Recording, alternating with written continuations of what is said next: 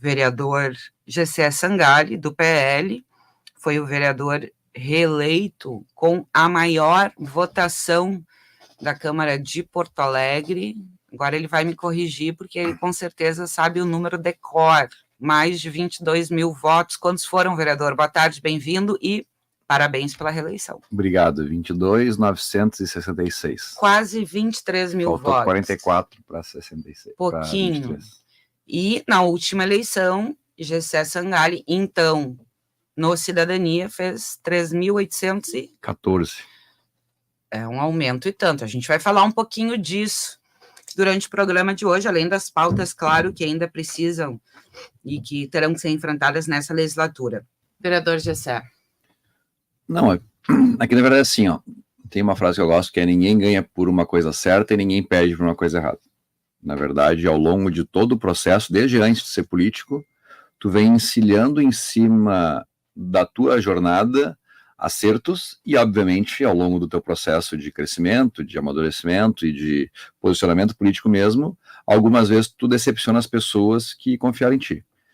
E à medida que tu vai acertando mais que errando, como se fosse o gradiente de potencial, de capital político que tu vai acumulando, vai ficando cada vez maior. E o primeiro elemento que tu tem que ter para ser um representante é possuir um capital político. Cada vez mais a gente está vendo que pessoas que ganham verbas milionárias, mas que não têm um capital político, não conseguem se eleger. Então, a primeira coisa que tu precisa ter para ser político, ou para conseguir galgar cargos eletivos, é representar algo e ter um capital político pelos teus próprios meios, pelo teu próprio trabalho. E esse é o primeiro aspecto. E depois o resto vem meio que por estratégia, por organização, por pautas que tu defende, aderência ou não das pessoas às pautas que tu representa. E também existe também uma questão de saturação de alguns temas.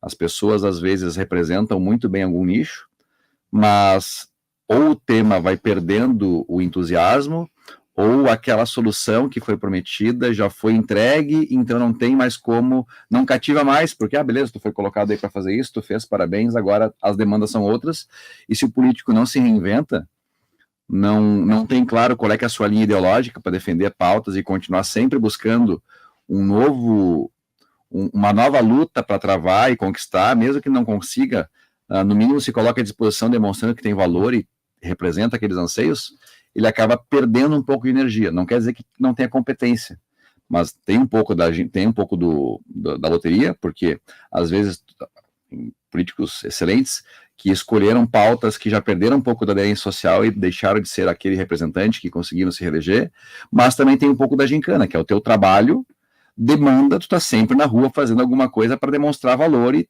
mostrar para as pessoas, estou aqui. No seu caso, tem a questão, e a gente vai abordar isso também com a Lourdes e a Karen, no seu caso, tem a questão da rua, da presença na rua, a gente estava falando aqui, né, que o senhor deu um salto muito grande, assim, de quase 20 mil votos, aí o senhor mencionou um episódio que eu não tinha me atentado, que foi a disputa, a sua campanha para a Assembleia Legislativa. Isso acaba dando um recalque, porque as pessoas lembram, né? Mas, além das agendas de rua, tem redes sociais. Que justamente, se tu for parar para pensar, eu quando eu decidi que eu concorreria, lá por 2014, 2012, eu não sabia nada de política. Eu não era assessor de ninguém, eu tinha passado no concurso, que eu sou servidor público até hoje. E eu pensei, eu quero ser político e tal. E o que eu espero ver em um político? Alguém que trabalhe. E daí eu introjetei na minha jornada de trabalho de político, uma coisa que era uma crítica pessoal minha, que era o trabalho. Naquele momento, em Viamão, eu fazia uma ação social por semana. Todo sábado, uma ação social. E daí isso me galgou. Em 2012 eu comecei e me tornei vereador em 2016. Então, mais ou menos 4 anos trabalhando todo sábado, colocando à disposição da comunidade.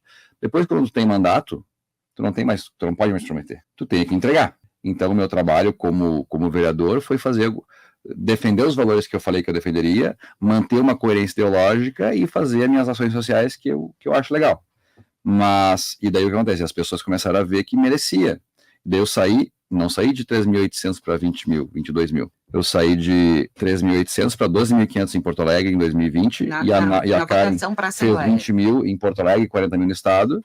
Então, também, parte do trabalho que ela conseguiu agora fazer, a segunda votação mais votada, também tinha a ver com o Ricardo de não ter conseguido sucesso, porque quantas pessoas acreditam no trabalho dela e falam, mas por que ela não se elegeu? Então, eu vou ajudar ela, porque eu acho que essa representação merece continuar. E é o caso que aconteceu comigo.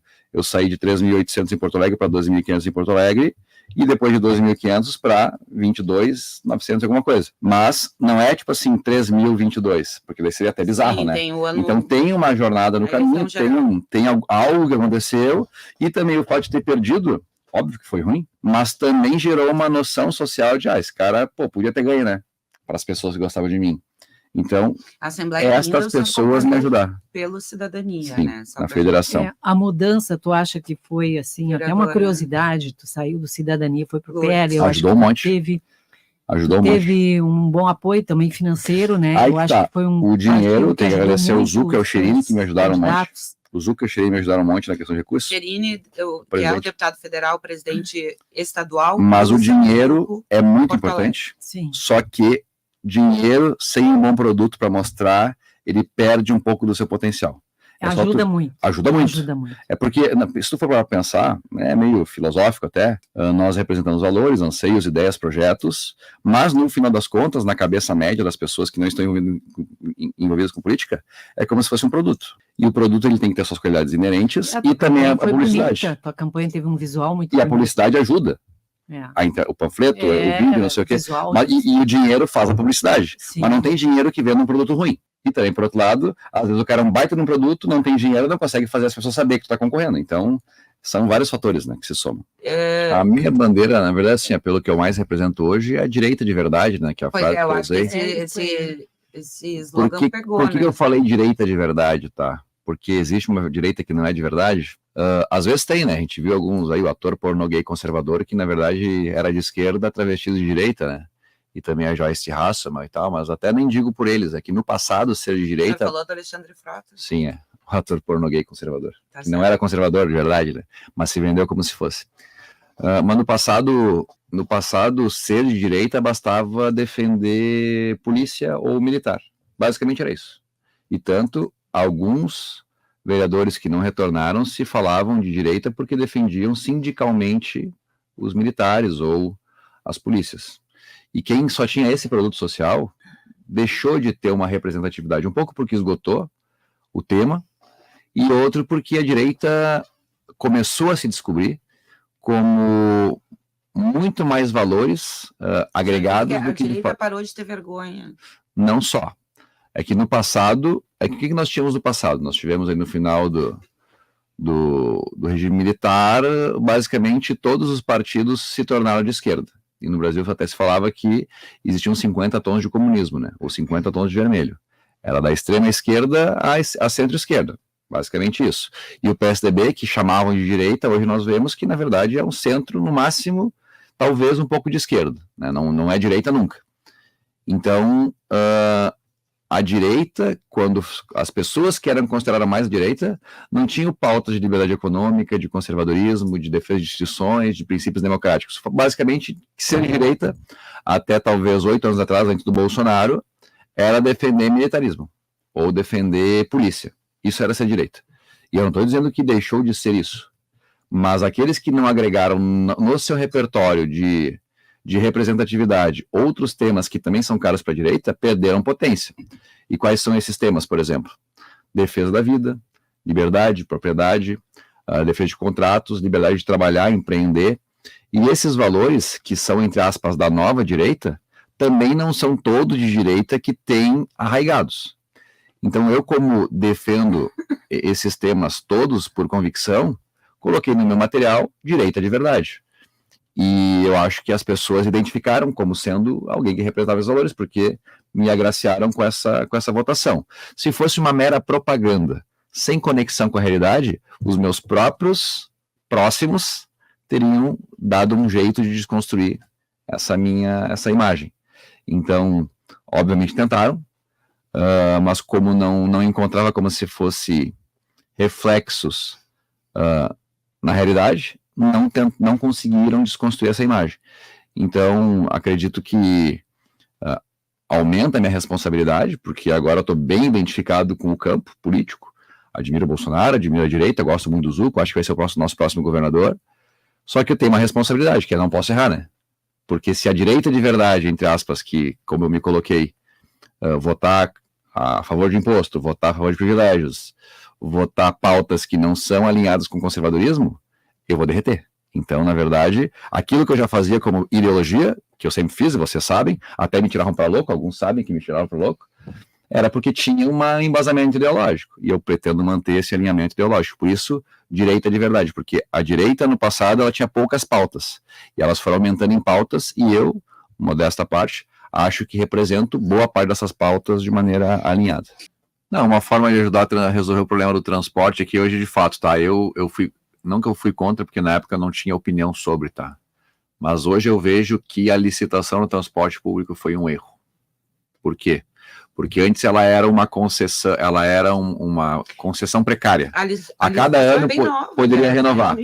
E daí, desde 2014, a questão daquelas manifestações, e a resposta que foi dada àquelas manifestações foi licitar o transporte coletivo. Havia um apontamento do Tribunal de Contas do Estado também, se eu não me engano, né? Sim. Isso, aumento da passagem, sempre no valor acima da inflação. E daí veio a licitação, e agora, aquilo que era precário, que teoricamente poderia ser rompido a qualquer ano, passou a ser uma obrigação de 30 anos com margem de lucro prevista no contrato. Então, na verdade, ao invés de melhorar o sistema, na minha opinião, se tornou... Eu não digo que o sistema deu um jeitinho, mas aconteceu. É um fato que hoje nós temos que cumprir o contrato de 30 anos ou 25 anos, cumprindo lá, e é um dos poucos contratos que... Mas sem aumento de passagem, né? Oi? Não houve aumento da passagem. Não, são coisas diferentes. Quando é que teve a licitação? Em 2015. Quando começou a não aumentar a passagem? Em 2021, quando o Mello entrou. E agora a frota, eles não estão trocando para o ônibus elétrico? Agora está trocando, mas o que eu estou falando? Não é isso que eu estou dizendo. Não. O que eu estou falando é que o transporte público tem que melhorar. Como é que tem que melhorar? Como é que tem que melhorar? Ou a gente pega e continua fomentando as empresas que todos nós condenamos, uma possibilidade, ou a gente disponibiliza que outros modais possam trabalhar. Na minha opinião, tem que disponibilizar.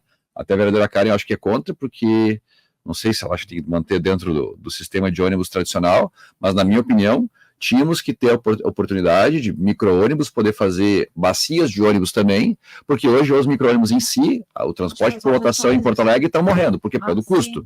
Mas eu até tenho um projeto de lei lá, porque assim, qual é que é o principal argumento da prefeitura ou das próprias empresas, ATP, PTC, para não permitir que o micro-ônibus ou a lotação faça o trabalho do ônibus? Não permite porque, primeiro, que vai afetar economicamente o sistema de financiamento das próprias empresas. As lotações que já funcionam estão morrendo, né? Estão morrendo. Estão pedindo subsídio também lá para a Câmara. Sim, só que daí tem uma outra questão. A justificativa do subsídio no transporte público é que ele é público concedido que tem um contrato. Então, teoricamente, eles têm como se fosse um contrato de prestação de serviço que acaba sendo uma PPP, como se fosse. Acaba sendo. Seletivo, né? Já o transporte seletivo, ele não é uma PPP, tipo assim, é uma delegação. Tu quer fazer, faz, tá contigo. Só que daí tu vai lá, tu ganha, tá contigo, daí quando dá lucro é bom, mas daí quando não dá lucro precisa do subsídio. Daí eu discordo também. A questão é que, tipo assim, por que as empresas de ônibus não querem que as lotações possam fazer as linhas de ônibus no horário que não tem ônibus? Exemplo, meia-noite às 6 da manhã. Resolveria o problema de mobilidade da madrugada, das pessoas que têm que pegar ônibus, só que as empresas de ônibus dizem que não tem condição de manter aquele ônibus porque não tem número de pessoas suficiente para manter a operação. Então, essa é uma coisa que, tipo assim, ajuda as lotações, que já existem, estão morrendo, a trabalhar e dar uma alternativa ao trabalhador. Cara, é o seguinte, tu vai poder andar num ônibus de madrugada fazendo a linha... Claro.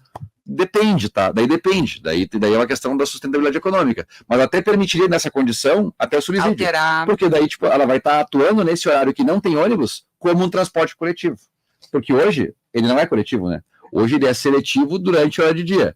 Porque ele, teoricamente, tem que ter um preço diferenciado em relação ao ônibus para não impactar no ônibus. Que já que tem contrato com o poder público, se tu pegar e deixar o mesmo preço, eu discordo, mas é isso, esse é o argumento, deixar o mesmo preço, as pessoas vão preferir a lotação e vai tirar do dinheiro do que foi licitado, logo o município vai ter que bancar mais para manter a sustentabilidade. Então eu até entendo que durante o dia não faz, tem uma lógica de não ter, mas por que de madrugada o carinha que tem uma lotação que está matando o cachorro grito não pode fazer a linha do T12, já que não tem T12? Entendeu? Para mim não faz sentido.